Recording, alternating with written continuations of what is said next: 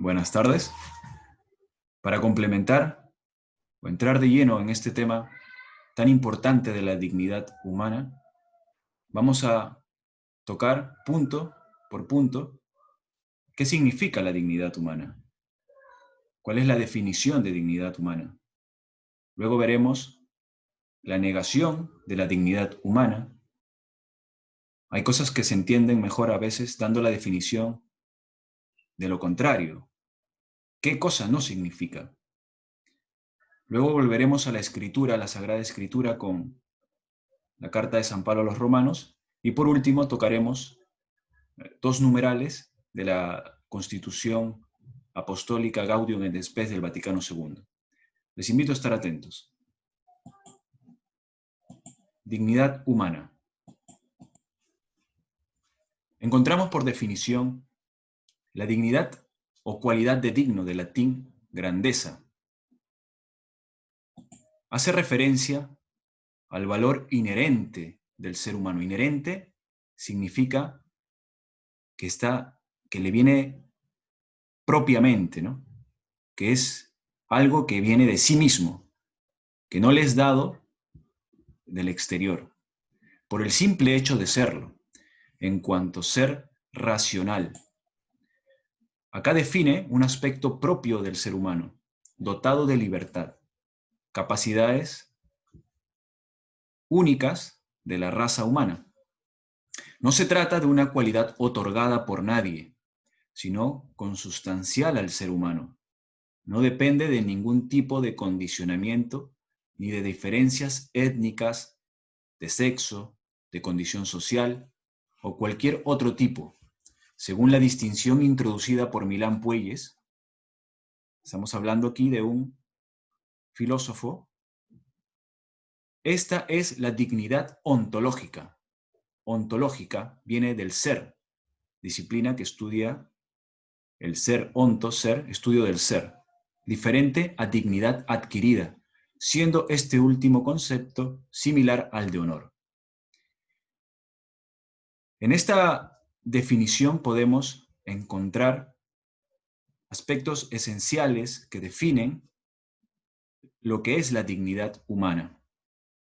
Hemos hablado que no viene de afuera, sino que es algo inherente al ser humano y que no depende de que uno sea de otro país, que yo sea peruano, que yo sea de Estados Unidos, que yo sea mayor o menor que tú. Todos somos dignos por el simple hecho de ser humanos. Vayamos al origen. La idea de dignidad personal nace en el origen cristiano, del cristianismo. El hombre, al considerarse creado a imagen y semejanza de Dios, se considera un sujeto libre y, por tanto, responsable de sus actos. Los conceptos de libertad y responsabilidad aparecen indisolublemente unidos al de dignidad. Qué interesante esta parte. Primero, porque nos dice que el concepto o la idea nace en el origen del cristianismo. Significa que previamente a ello no había una idea clara de lo que es la dignidad.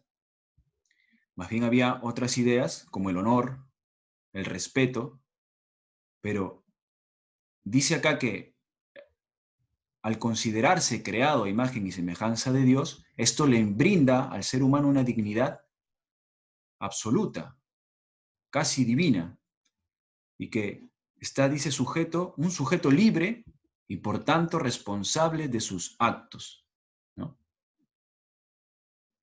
Dice, al ocupar un lugar central en la teología cristiana los conceptos de culpa, pecado, expiación y perdón, y al no poder existir culpa sin libertad de elección, la libertad y la dignidad son también ideas centrales del cristianismo. Es importante que ustedes sean conscientes de la contribución en el plano de las ideas, en el plano de los conceptos, en el plano humanista, de parte del cristianismo, lo que acá dice esta cita, ¿no?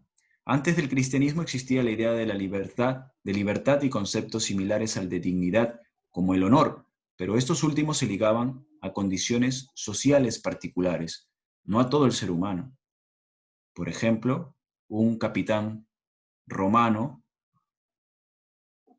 un senador, era una persona honorable, era una persona que gozaba de mayor valor que otro de otra raza, que un africano, por ejemplo, ¿no? Con el cristianismo esto se rompe.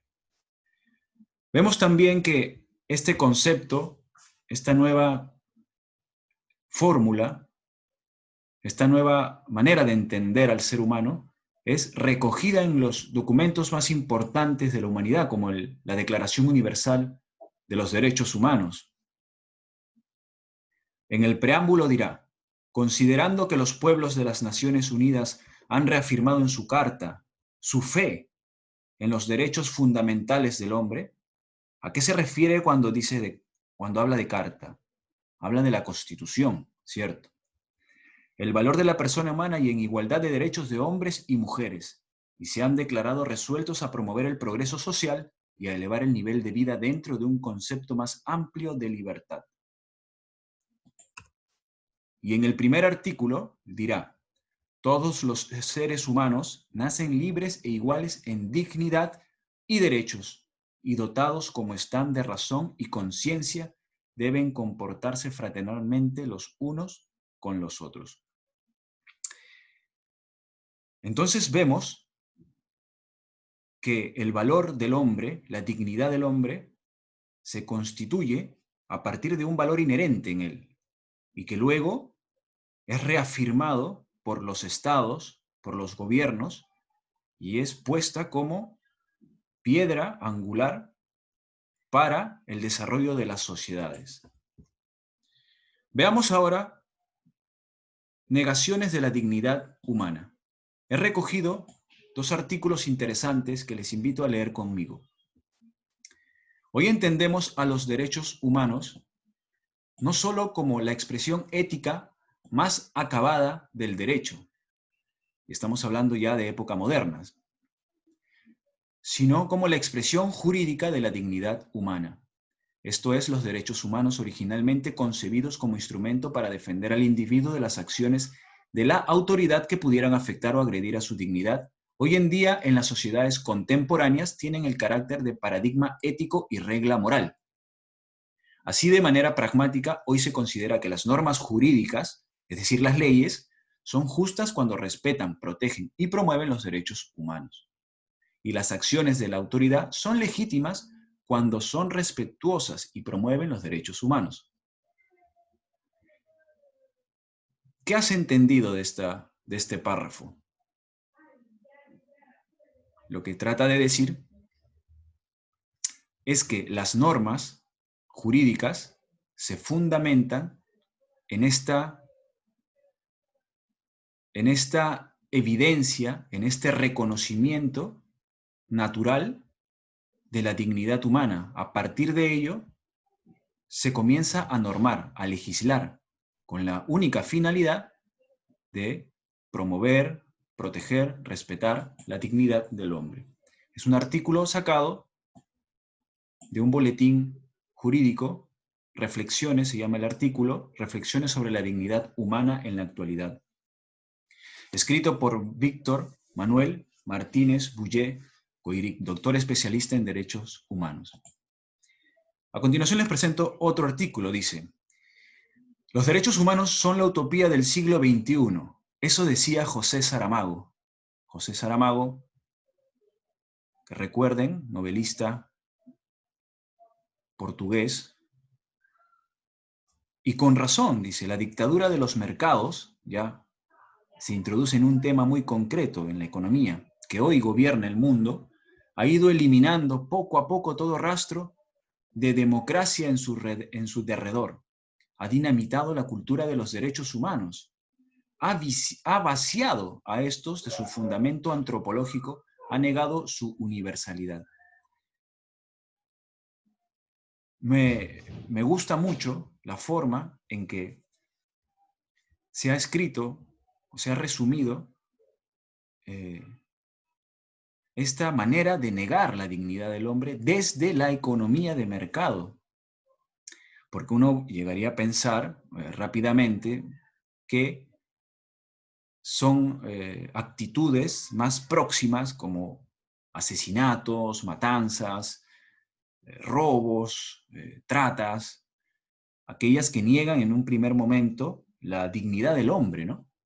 Pero acá habla de algo más grande, ¿no? A partir, dice, de los gobiernos, dictaduras de mercado. Les pido que lo tengan en cuenta, que lo vayan reflexionando. Luego dice, no valen los discursos universalistas abstractos sobre los derechos humanos, pues no son otra cosa que idealismo subido de tono que no resiste al análisis de los hechos. Es una crítica, definitivamente, que hacen a los gobiernos, a los poderes, que muchas veces se llenan de discursos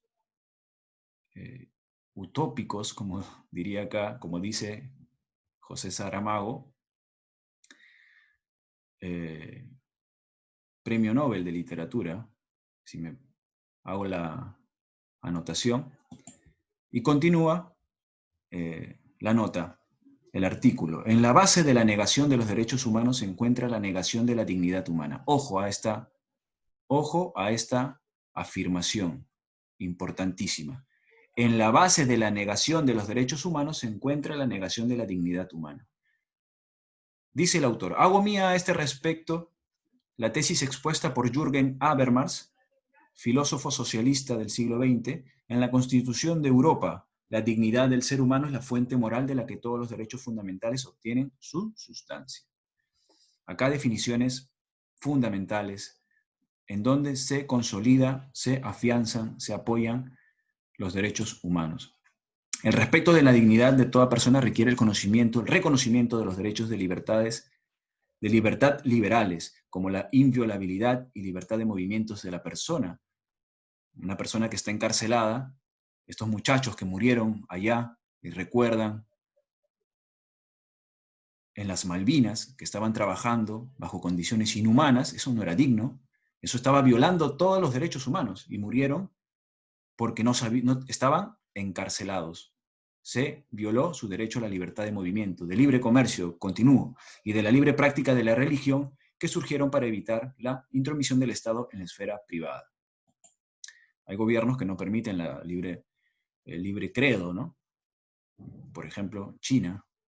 Bien, este es un artículo titulado Derechos Humanos, Dignidad e Indignación, de Juan José Tamayo, director de la Cátedra de Teología y Ciencias de las Religiones de la Universidad Carlos III de Madrid. Continuamos rápidamente, vamos a la escritura. ¿Qué nos dice San Pablo? De la carta de San Pablo a los romanos. Importante también ver por qué decíamos antes que el concepto de dignidad tiene sus orígenes en el cristianismo. Bueno, vamos a la fuente. Por tanto, dice, ya no hay condenación para aquellos que viven unidos a Cristo.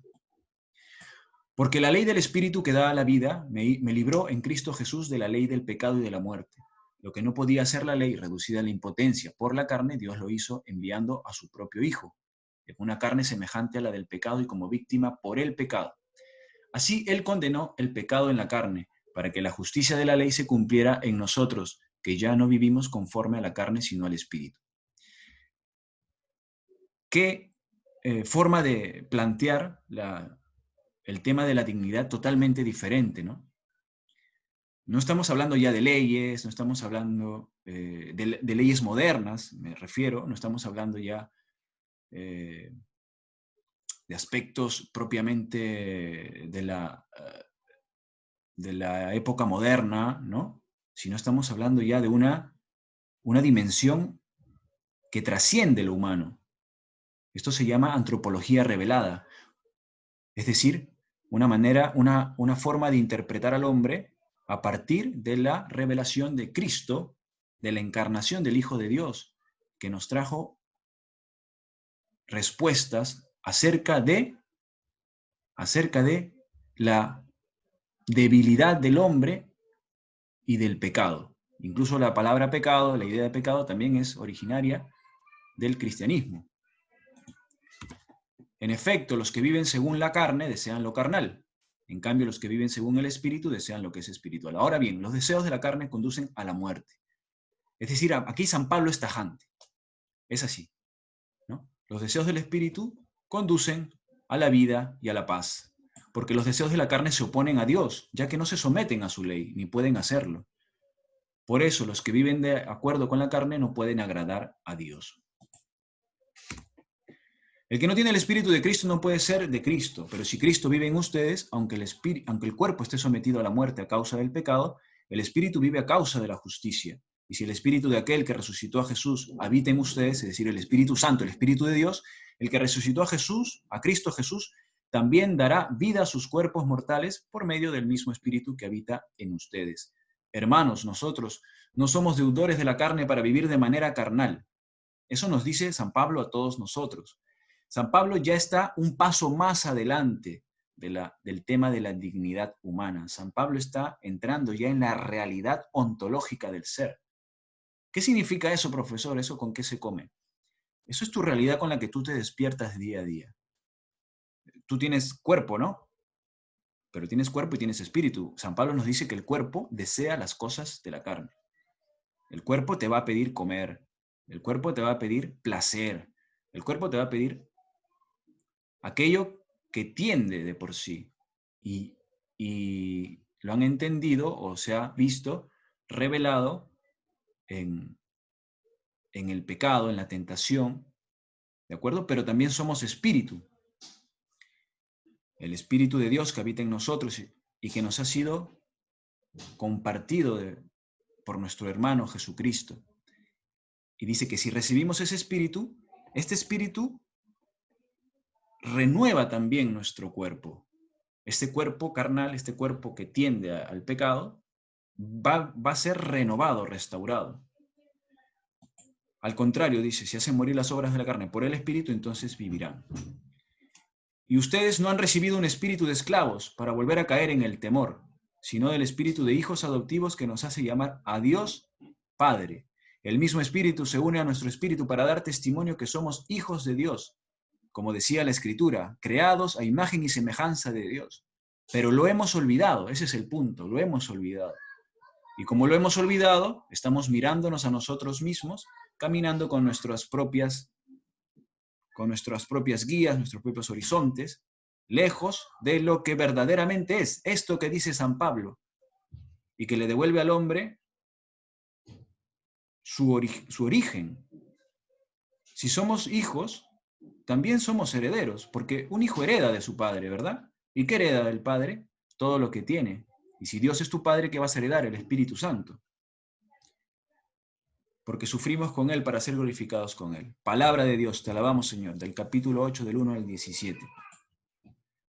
Y por último, la Constitución Apostólica Gaudium et Spes del Concilio Vaticano II. En el numeral 22 y numeral 27, lo voy a tocar brevemente, para que ustedes puedan ya leerlo en casa, porque no nos vamos a alargar.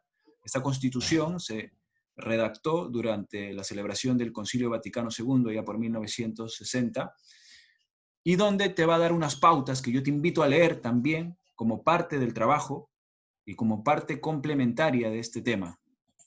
En el numeral 27 te dará una orientación sobre aquello de lo cual está hablando San Pablo y de lo que hablamos anteriormente, la definición de dignidad,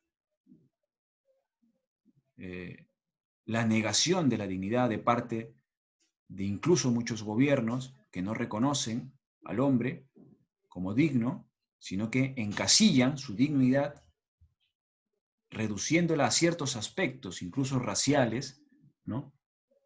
Y como dijo este intelectual, Tamayo, no está de acuerdo con que incluso parte desde una política de tipo económica, ¿no? Y que se queda en discursos abstractos, ¿no? Este documento, Gaudium et Spes, que brinda a la Iglesia, da luces sobre ambos aspectos, el aspecto humano, el aspecto de las constituciones de los países, de la Declaración Universal de los Derechos Humanos, y al mismo tiempo de sus orígenes en la revelación, ¿no? En una sana filosofía, y te da también incurso a ciertos aspectos. Miren, acá habla de genocidios, abortos, eutanasia. ¿Cómo podemos nosotros justificar, o injustificar, mejor dicho, estos actos, ¿no? Pues conociendo quién es el hombre verdaderamente. Si no lo sabes, no podrás hacerlo. Caerás en estas interpretaciones, en estos acercamientos, en estas antropologías reduccionistas que quieren desvirtuar aquello para lo que el hombre ha sido creado. Te invito a leerlo y a continuación te dejo la actividad para la casa. Responde, 1. Según lo que hemos hablado en este tema, ¿cuál es el fundamento de la dignidad humana? 2. Realiza un comentario sobre la siguiente frase de José de Saramago. Los derechos humanos son la utopía del siglo XXI. Es una frase muy provocadora, ¿no? Por eso te invito a realizar un comentario sobre ello. 3. Da 5 ejemplos de negación de la dignidad de la persona humana. Y 4. Según la clase de hoy y según la Constitución Gaudium et Spes, en el numeral 22, vas a tener que leerlo, responde, ¿por qué el misterio del hombre se esclarece en el misterio del Verbo encarnado? De alguna manera yo en esta breve exposición he respondido a cada una de estas preguntas, pero te invito a que tú también lo hagas de forma personal en casa. Espero que esta clase nos haya ayudado. Siempre es algo muy pequeño para lo que realmente toca, ¿no? Abordar. Y vamos a terminar ya en la clase rezando siempre y poniéndonos en presencia del Señor.